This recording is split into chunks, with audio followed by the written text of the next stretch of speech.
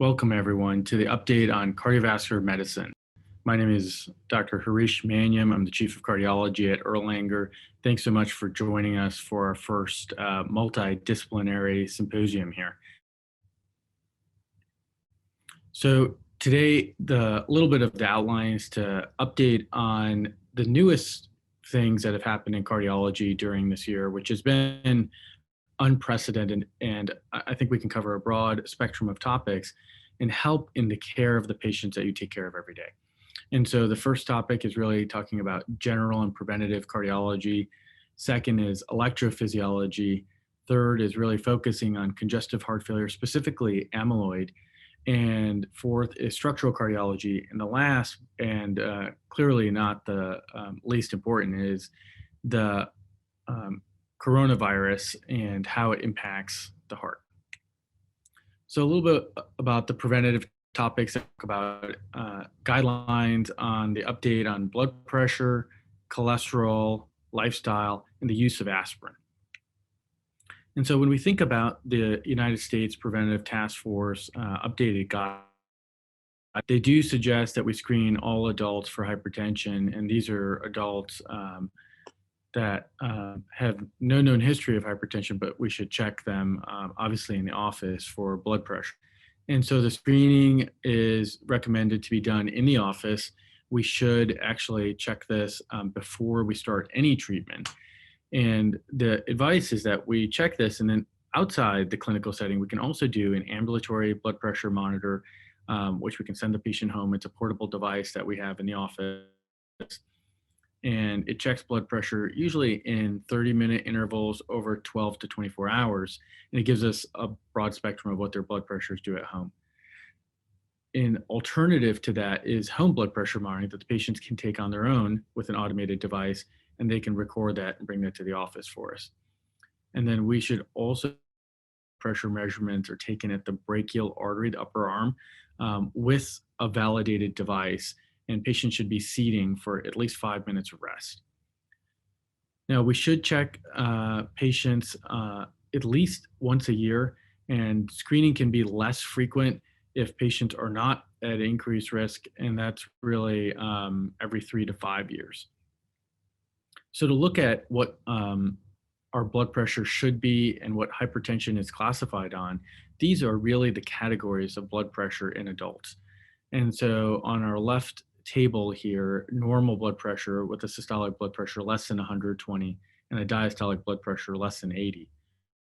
Elevated would be considered 120 to 129 for systolic blood pressure, and a diastolic blood pressure would still be less than 80.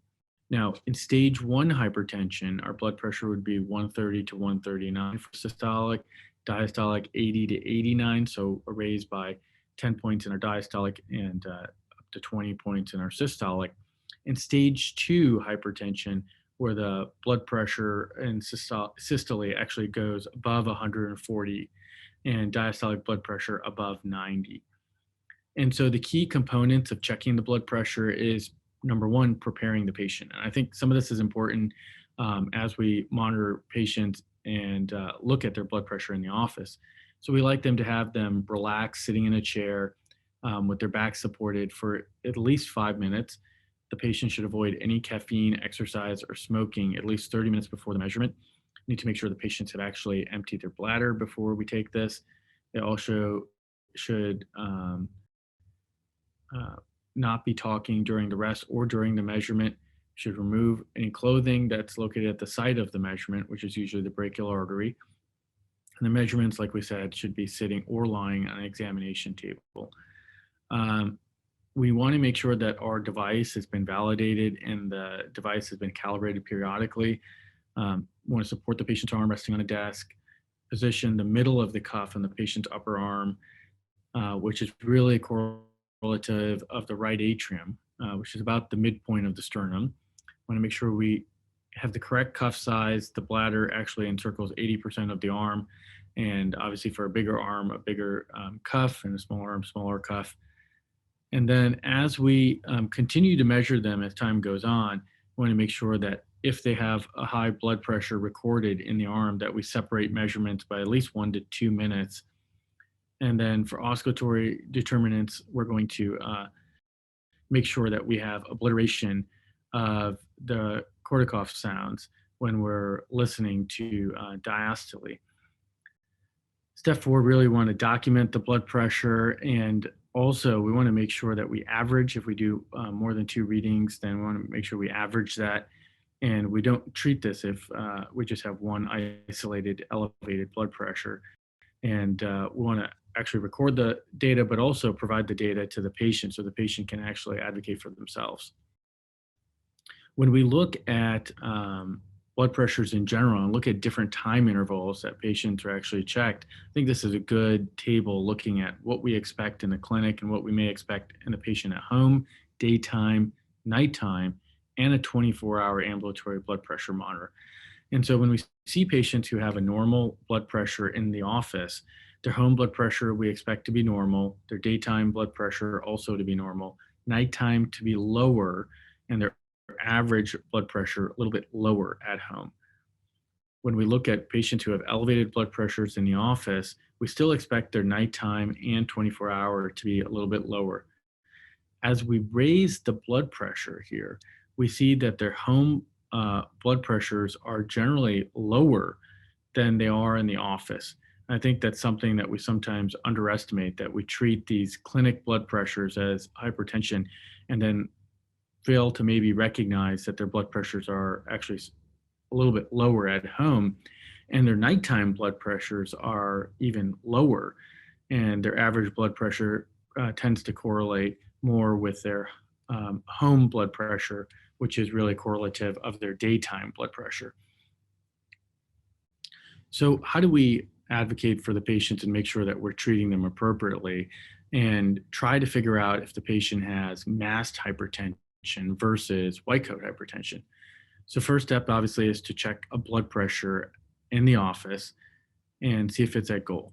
If it is at goal, then we have to assess the patient to see if they're at an increased risk for cardiovascular disease or they have a risk of some organ damage.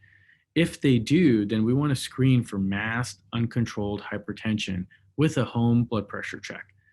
And if the home blood pressure check is above goal with an ambulatory blood pressure above goal, then we believe that they then have masked, uncontrolled hypertension, and we want to make sure that we go up on their blood pressure regimen.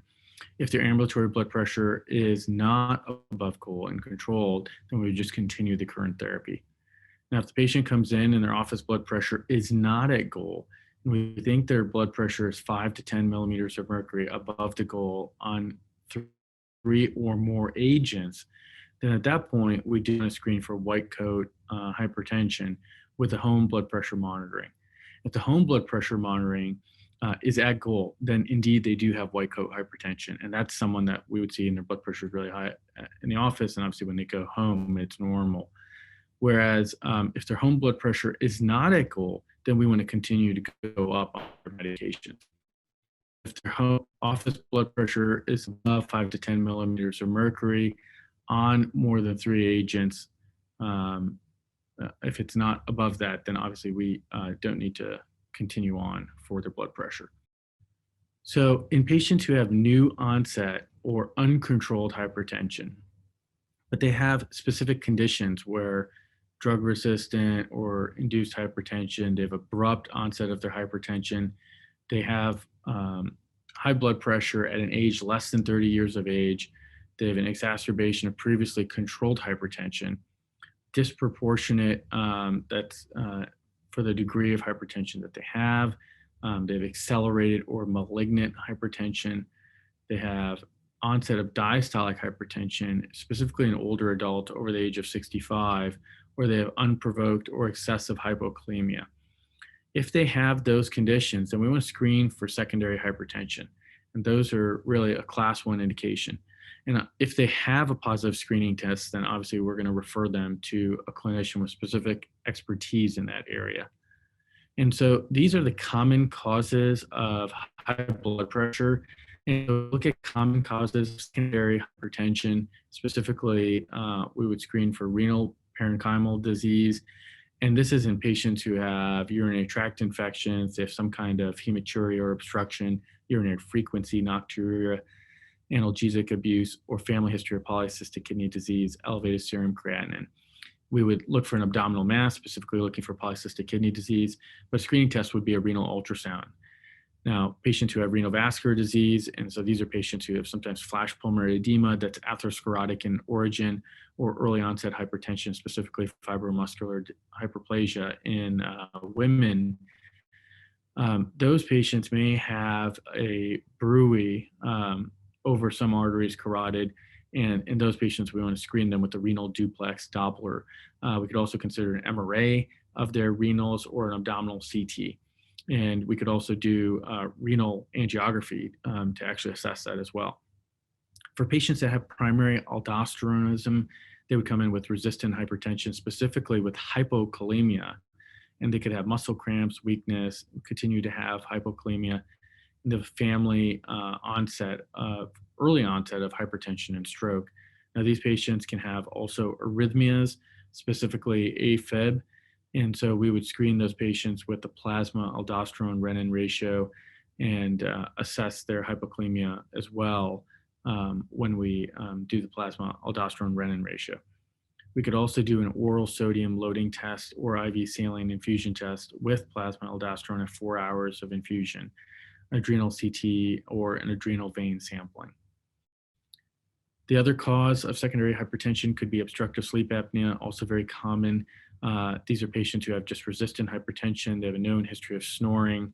They don't sleep well, and they have nighttime pauses, specifically sinus pauses. They have daytime somnolence. So these patients are obese, generally with a Mallampati class of 3 to 4. They have a loss of their normal nocturnal blood pressure. We would screen them with a Berlin questionnaire, Epworth sleepiness score, or an overnight oximetry, and obviously a polysomnography would be the test of choice. The other common cause would be drug or alcohol, and so these are patients who have known history of using drugs or alcohol, and we would see them with fine tremors, tachycardia, sweating, sometimes acute abdominal pain, and we would just screen them with the urine drug screen. The other, I would say, uncommon causes that sometimes we put in a common category, pheochromocytoma, which involves patients who have also resistant hypertension, but they may have lability of their blood pressure, sometimes normal, sometimes really high. They also have frequent headaches, sweating, palpitations, and they usually have a family history also of pheochromocytoma. They can have some skin stigmata of neurofibromatosis, the cafe au lait spots, and also orthostatic hypotension. We would check them with the 24-hour urinary fractionated metanephrine or plasma metanephrines, or we could do a CT or MRI of their abdomen pelvis. Cushing syndrome, rapid weight gain, central obesity, moon facies. They have dorsal subclavicular fat pads. We would do an overnight dexamethasone suppression test. Could also check them with the 24-hour urinary free cortisol. Also, hypothyroidism, present with dry skin, cold intolerance, constipation, hoarseness, and weight gain. They can have delayed ankle reflexes, periorbital puffness, coarse skin, cold skin, slow movement, goiter. We test them with the thyroid stimulating hormones and a free thyroxine level. Hyperthyroidism, usually warm, moist skin, heat intolerance. They have a nervousness or tremulousness associated, known with insomnia, weight loss, diarrhea. And they can have lid lag, a fine tremor of their outstretched hands, and a warm, moist skin. Check them with also a thyroid stimulating hormone and free thyroxine level. Aortic coarctation, which usually presents in a young patient with hypertension at less than 30 years of age. Their blood pressure is higher in their upper extremities than their lower extremities. And those patients we would test with an echocardiogram. We could do a thoracic or abdominal CT or MRA. Primary hyperparathyroidism, specifically present with hypercalcemia. We check them with a serum calcium level and a serum parathyroid hormone. We have congenital adrenal hyperplasia, which they would have signs of virilization. We could test them just by looking at their blood pressure and hypokalemia with a low or normal aldosterone and renin. That could also be seen in mineralocorticoid excess syndrome with a low aldosterone and renin. In acromegaly, which they have these enlarging shoe and glove pattern, hat size, headaches, visual disturbances, and diabetes. They have acral features, large hands and feet, and we would test them for serum growth hormone. When we think about blood pressure and the potential agents that could actually cause an increase in blood pressure that are reversible, one of the most common ones is alcohol. And so we want to limit alcohol to less than 1 drink per day for women, less than 2 drinks for men. Amphetamines, definitely want to discontinue this or decrease the dose.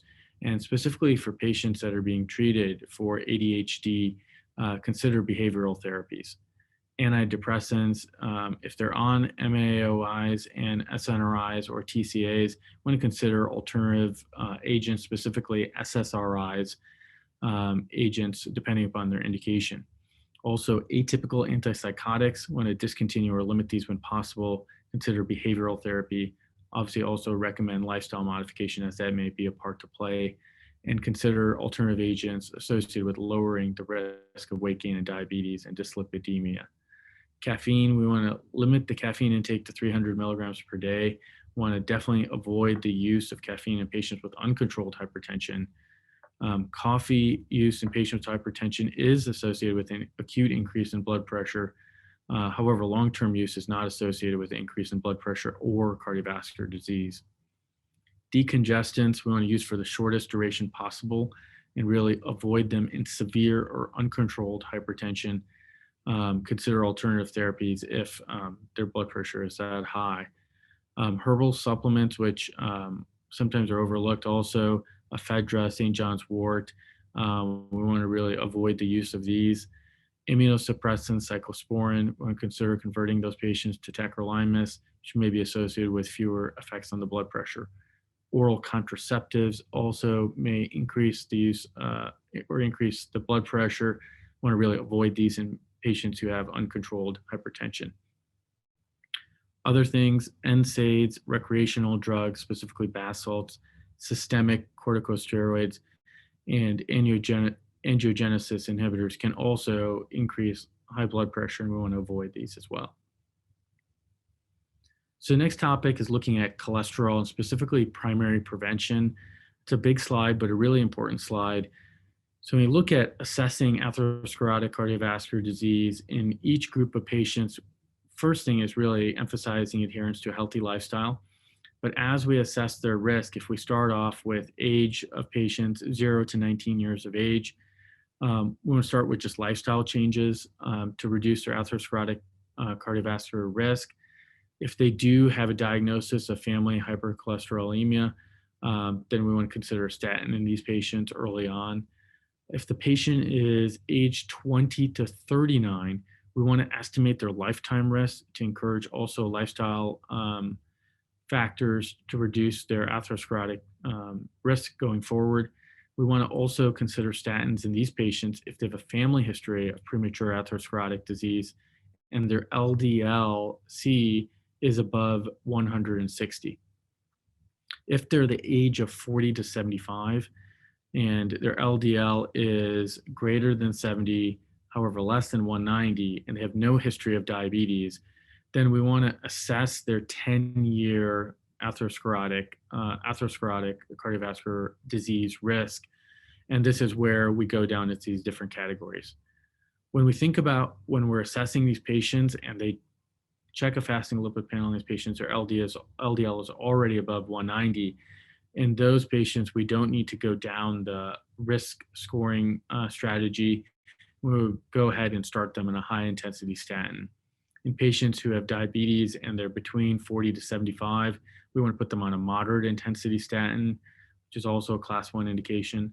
If they have diabetes and they're the age between 40 to 75, then we want to consider actually changing those patients to a high intensity statin. And patients who are above 75, it's really assessing what their real clinical risk is and maybe having that discussion about what the risk of maybe a statin could be also. So we go back to our patients who are age 40 to 75. They have this LDL between 70 to 190. They don't have a known history of diabetes. We want to actually calculate their atherosclerotic cardiovascular risk score. And that's easy to do on multiple sites, and you can just Google it very easily. But if they have a risk of less than 5%, then we just want to emphasize lifestyle risk factor changes. If their risk is between 5 to 7.5%, then we would consider them borderline risk. And in those patients, we want to look at the risk enhancers, which are over here. So 5 to 7.5% if they have a family history of premature atherosclerotic disease, persistently elevated LDL, chronic kidney disease, metabolic syndrome. They have conditions specific to women that are preeclampsia or premature menopause, known history of inflammatory disease, specifically RA, psoriasis, or HIV, or they have ethnicity of South Asian ancestry. They have lipid biomarkers, specifically a persistently elevated triglyceride above 175, and in some patients, a high sensitivity CRP greater than 2, a lipoprotein A level greater than 50, an ApoB of greater than 130, or an ankle brachial index less than 0.9. Those would be risk enhancers. And in those patients, we would consider moderate intensity statin therapy. If the patient's risk is 7.5 to less than 20%, we would consider them intermediate risk. In those patients, we want to consider a statin, specifically a moderate intensity statin. And if those patients, if there's risk decision is a little bit uncertain, we can consider calcium scoring on those patients. And if their calcium score is 0, we wouldn't do anything. However, if their calcium score was 1 to 99, we would consider a statin. And if it was greater than 100, we would initiate statin therapy for sure. Now, in those patients that are greater than 20%, we would consider those patients high risk, and we would go ahead and initiate statin on those patients. And our goal would be to reduce their LDL greater than 50%. So when you look at, instead of primary prevention, but specifically in those patients who have known atherosclerotic cardiovascular disease, we want to still emphasize a healthy lifestyle. Obviously, that's the first thing. Now, if their atherosclerotic cardiovascular disease is not at a very high risk and they're less than 75, we're going to go ahead and continue on with high intensity statin with the goal of lowering their LDL greater than 50%. If their high intensity statin is not tolerated, then we want to go to a moderate intensity statin. If they're on maximal statin therapy and their LDL is still above 70, we want to consider adding us to maybe, and that may be reasonable at this point. If they're over the age of 75, we want to go ahead and initiate moderate or high intensity statin, which would be reasonable, and we would continue on this high intensity statin in those patients. For patients who are very high risk, then we want to start them on a high intensity or maximum statin that we can. We would, if they're on that maximum statin and their LDL still above 70, we want to go ahead and add Zetia, and that would be reasonable. If PCSK9 inhibitor is considered, then we would add Zetia to the maximal statin before adding the PCSK9.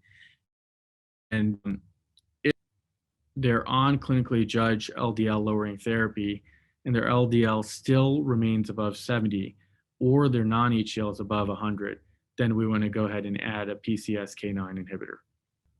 And so for patients who have hypertriglyceridemia, we want to make sure that if they are above the age of 20 with moderate hypertriglyceridemia, which would be considered 175 to 499, we should address their risk factors, and which would be obesity and metabolic syndrome specifically, also secondary factors, diabetes, chronic liver or kidney disease, and or nephrotic syndrome and hypothyroidism, and medications that may increase the triglycerides.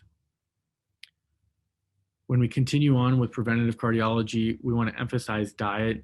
So diet that should be emphasized is one of intaking high in vegetables, fruits, legumes, nuts, whole grains, and fish to decrease atherosclerotic cardiovascular disease. We also would like to replace saturated fat with dietary mono unsaturated and polyunsaturated fats. And we also want to have a diet containing reduced amounts of cholesterol and sodium. And as part of a healthy diet, it's reasonable to minimize the intake of processed meats, refined carbohydrates, and sweetened beverages to reduce this risk. As far as aspirin, aspirin really has a 2B indication only, and this could be considered, might be considered for the primary prevention of atherosclerotic cardiovascular disease among select adults 40 to 70 years of age who are at high risk, but not at increased bleeding risk. So a lot of patients that no longer fit into an aspirin primary prevention routine, and you can see that there's actually harm in some categories. So we really shouldn't be using aspirin routinely, and it's only may be considered in these high risk populations. So overall, when we think about lifestyle, we talked about hypertension. We want to maintain blood pressure below 130/80. We talked about cholesterol and assessing the atherosclerotic cardiovascular risk profile and personalize those with risk enhancers and potentially reclassify with a calcium scoring as needed. We definitely want to ensure that we talk about tobacco cessation if that is a problem with the patient. We want to emphasize the diet as we discussed, talking about vegetables, fruits, legumes, fish, and whole grains. For diabetes, the first line therapy would be metformin. Then we would consider an SGLT2 inhibitor or a GLP-1 receptor agonist. Aspirin is really now reserved for high-risk patients. And physical activity, we want to encourage 150 minutes per week of moderate exercise or 75 minutes per week of vigorous physical activity. So we're going to move on to electrophysiology, and we're going to briefly cover the subject of AFib. And so when we think about antiarrhythmics in patients who have no structural disease, we could go to either antiarrhythmics or catheter ablation. With those with structural heart disease, also we could go to antiarrhythmics or catheter ablation. So these are either or standpoints. Amiodarone is really a last-ditch effort for these patients and should not be used in a first-line strategy.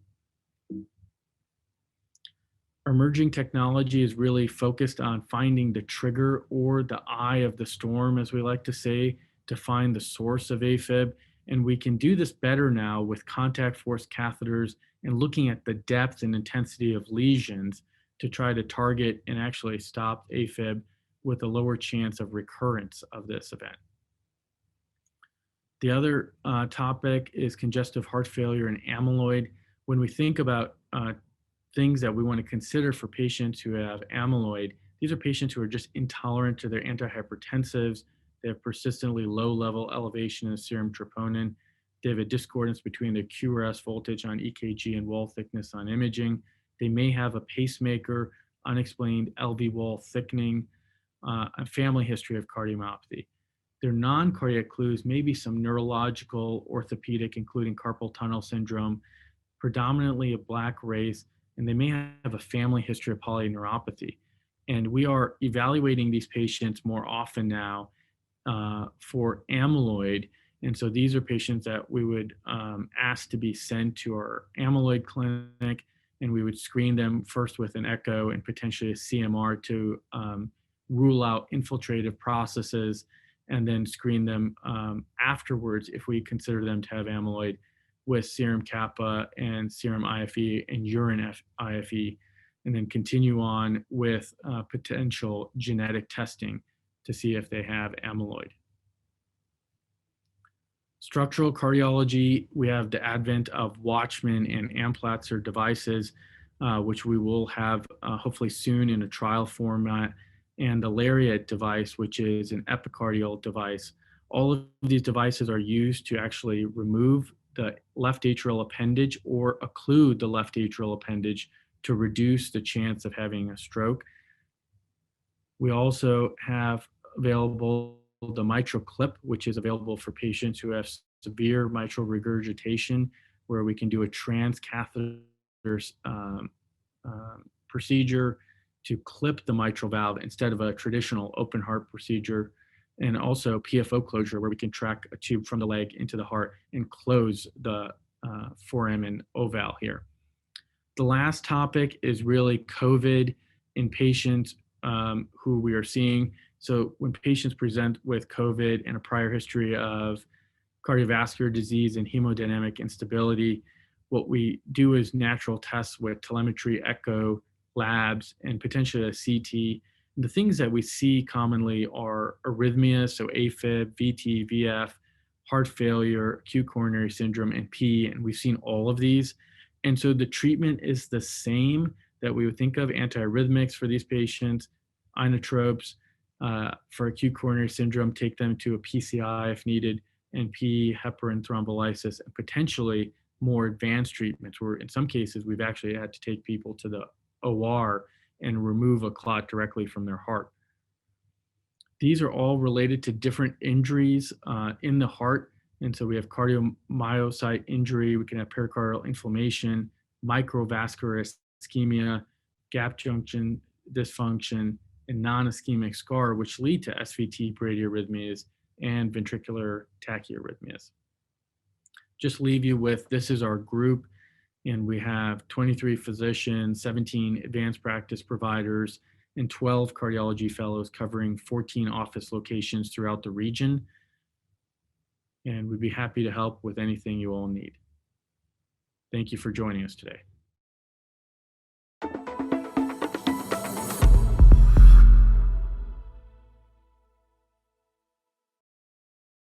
Hi, everyone. Some questions that we got here in the chat box. So one of the first ones, just regarding home blood pressure monitoring. I think that's something that, number one, we just tend to maybe underestimate how high people's blood pressures can get in the office. And absolutely, you can use an ambulatory blood pressure monitor, which we can provide in the office, or the patient can check the blood pressure at home themselves. The most appropriate thing, I think, is to tell the patient, obviously, to check their blood pressure after they've taken their blood pressure meds. I have seen in some forms patients writing down their blood pressure and then bringing in their first morning blood pressure prior to them taking their BP meds, and then someone trying to titrate their medications based on those blood pressures. So that's very important. And then clearly keeping a log of that at home, really recommending that everybody have a blood pressure cuff at home if they're being treated for high blood pressure.